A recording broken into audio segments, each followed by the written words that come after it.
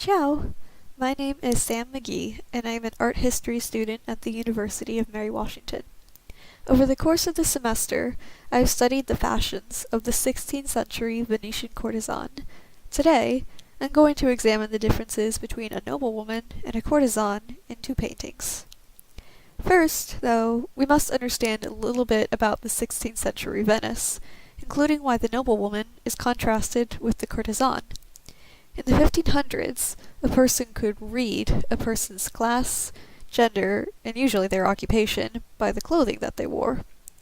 Yet, as Venice's economy grew to a bustling trade industry, Venetians, especially that of the courtesan, could afford more and more garments and more accessories, and all of these in much higher value than before. So that means that a courtesan, who would dress extravagantly to show off her wealth and her great beauty, began to look synonymous with a noblewoman, who would dress very extravagantly to appear fancy, but both by her rank and her fortune. So therefore, it's difficult to identify each woman, especially since most female portraits are anonymous. But I believe that the key differences lie in how bold the sitter is presenting herself. So the two works I will be analyzing are both by Tiziano Vecellio, who lived from 1488 to 1576, better known today as Titian. The first work is of his daughter, Lavinia Vecellio, painted in 1945, and that of an anonymous woman, La Bella, painted in 1536. So let us begin with the portrait of Lavinia Vecellio. Let's begin with the top of her head. Her hair is a brilliant gold color, and that would be evidence of her bleaching it to conform to her society's ideal beauty standards for women. She wears a few braids that have been styled into a crown, and on her forehead her hair is loosely curled. All these point to a very fancy style. She also appears to be wearing makeup. Her eyebrows are dark, her cheeks are slightly rosy, and her lips are full and dark with paint. However, Lavinia also wears jewelry on her person. She wears drop earrings in a dark stone. I think that's probably a garnet. A thin, long gold chain, which ends in a white pendant. It's hard to make out what that pendant is, but I think it's probably a pearl. Pearls were very popular stones in Venice. She also wears a small pearl necklace underneath her collar.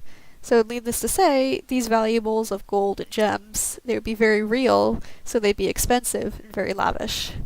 Let's focus on her dress now. It's quite striking, both in the light makes it look very vibrant, it's very rich in color and texture. So she's wearing a pattern on it, so it's meant to be visually appealing, my bad. However, there's one crucial difference between her and La Bella of her dress. Noblewomen did wear low-cut dresses, but a courtesan would call attention to her chest. Lavinia's presentation doesn't emphasize that anatomy at all. Now let's study La Bella.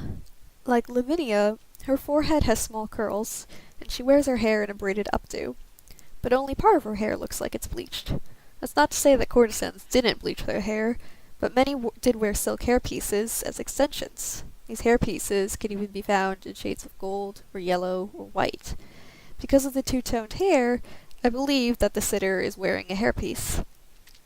She and her counterpart Lavinia wear the same makeup too, but La Bella's makeup is a lot more vibrant. Let's start with her brows. They're darker and they're more shapely, so they frame her face much better. And her cheeks are absolutely covered in blush, which shows off their color. Let's move on to their jewelry too. Lavinia wears drop earrings like La Bella, but La Bella's earrings are two-tier, both pearl and gold. The gold would have also been very real, which would make it extremely expensive, something expensive to wear on your person to show your success. That's also like her necklace. Not only is it long enough to reach below her waist, its vibrancy and its color makes it look like it would actually have been gold.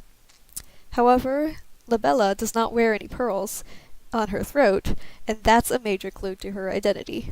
Titian painted her in 1536, which is almost a decade after 1529 ban on courtesans wearing pearl necklaces was passed by the Venetian Senate. So now let's talk about the dresses both of these women are wearing. They're both colorful, but La Bella's is a lot more bold and a lot more opulent. So let's start with the gold embroidery on it. It's not merely decorative, it's not a nice colorful contrast between the blue of her dress, but would have been actual gold. Much like her accessories, actual gold means a lot more money, which means she's showing herself off a lot more. Furthermore, her dress is low cut, and her bust just glows white. As I mentioned prior, courtesans and noblewomen alike wore low-cut dresses, but it was the courtesan who highlighted her cleavage in white. Because of the lighting here, it doesn't only seem to be lighting, it seems to be highlighting some sort of white paste that La Bella would have applied to her chest. Because of that, I think that's the final clue that she's a courtesan. So to conclude, while Lavinia and La Bella both have similar styles, La Bella's extravagant in her coloring, her jewelry, and her clothing outweighs that of her counterpart. She has more to show off, she's wealthier. I think she's not a noblewoman like Lavinia, but I think she's a courtesan. So, I have to end now, but I hope you enjoyed this presentation. Now you know more about 16th century Venetian fashion.